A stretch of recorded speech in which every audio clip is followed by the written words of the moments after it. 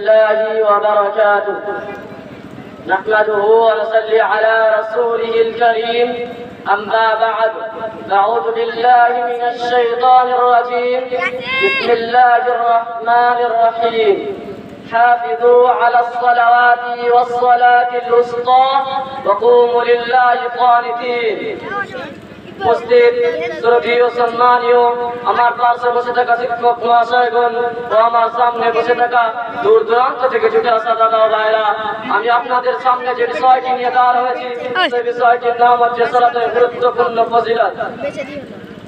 ইমানের পরে মুমিন নারীর উপর সবচেয়ে বড় ফরজ ইবাদত হলো 5 ওয়াক্ত ফরজ সালাত সময় মতো আদায় করা। আরবি ভাষায় সালাতের অর্থ প্রার্থনা, ইসলামের পরিভাষায় সালাত অর্থ রাসূল সাল্লাল্লাহু আলাইহি ওয়াসাল্লামের শিখানো নির্ধারিত পদ্ধতিতে রুকু ও সাজদার মাধ্যমে আল্লাহর জিকির ও দোয়া করা। সালাত নামাজ হলো ইসলামের দ্বিতীয় রুকন। সম্মানীয় উপস্থিতি, সালাত এমন একটি ফরজ ইবাদত যে ইসলামে সকল বিধান সহজ করে দেওয়া হয়েছে। একজন অসুস্থ মানুষ রোজা কাজা করতে পারেন এবং পরে রাখতে পারেন, একেবারে অক্ষম মানুষ ফিরিয়ে পড়া দিতে পারে, কিন্তু সালাতের ক্ষেত্রে সে বিধান নেই। সালাতকে অন্যভাবে সহজ করে দেওয়া হয়েছে। তা না হলে মুমিন যেভাবে সম্ভব আদায় করবে সম্ভব হলে পূর্ণ নিয়ম অনুসারে, না হলে দাঁড়িয়ে বসে শুয়ে দৌড়াতে দৌড়াতে যানবাহনে আর হিন্দত অবস্থায় পোশাক পরিধান করে উলঙ্গ হয়ে যেভাবে সম্ভব মুমিন তার প্রভুর দরবারে হাজিরা দেবে। কোন অবস্থায় সময় মতো হাজিরা না দেওয়ার কারণে বিপদ করে একজন মুমিনের যতক্ষণ জ্ঞান রয়েছে ততক্ষণ তার দায়িত্ব হলো সময় মতো সালাত আদায় করা।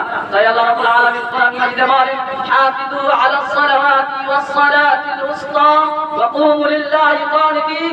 অর্থাৎ তোমরা সালাতের প্রতি যত্নবান হও, বিশেষ করে মধ্যবর্তী সালাত এবং আল্লাহর উদ্দেশ্যে তোমরা বিনীতভাবে দাঁড়াবে। সম্মানীয় উপস্থিতি, আজকে আমরা সালাতকে দায়িত্ব মনে করি, আসলে সালাত দায়িত্ব নয়। আল্লাহ আমাদেরকে দিয়েছে দিনের মাধ্যম যে 5 বার তার সাথে কথা বলা, মনের সকল আবেদনকে জানিয়ে দাও, তাই রহমতকে লাভ করে আমরা ধন্য হব। আল্লাহ তাআলা কোরআন মাজিদে বলেন, قد أفلح من تزكى وذكر اسم ربه فصلى। সে ব্যক্তি সফল অর্জন করতে পারে যে নিজের পবিত্র পারে ও নিজের প্রভুর নামে অনুসরণ করে সালাত আদায় করে। তার থেকে আমার বক্তব্য দিচ্ছি, ওয়া মা আলাইনা ইল্লাল বালাগ ওয়া আলাইকুম আসসালাম। আসসালামু আলাইকুম।